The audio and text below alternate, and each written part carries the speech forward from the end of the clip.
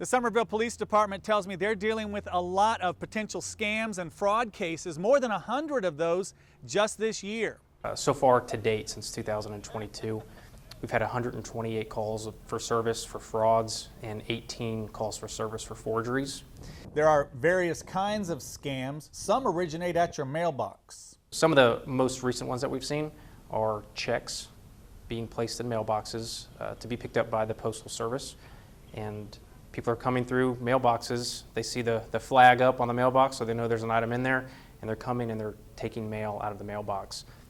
Oftentimes, inside these mailboxes are checks, and these checks are being altered.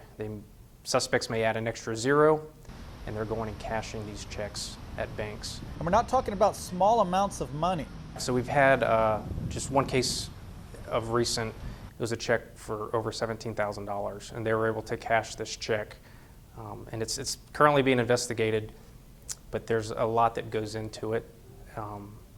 It's not as easy as people think to solve a case like this. There are ways you can stay safe. If you need to mail a check, you can always go to the post office, drop it off in a drop box, or try and catch the mail carrier as they're driving through and hand it directly to them. If people ask or call you on the phone and they're asking that you've missed a light payment or an electric bill payment, they're never going to ask for payment via a gift card. We've all been around and heard this scam of you've won $1 million, and in order to get this $1 million, you need to do X, Y, and Z.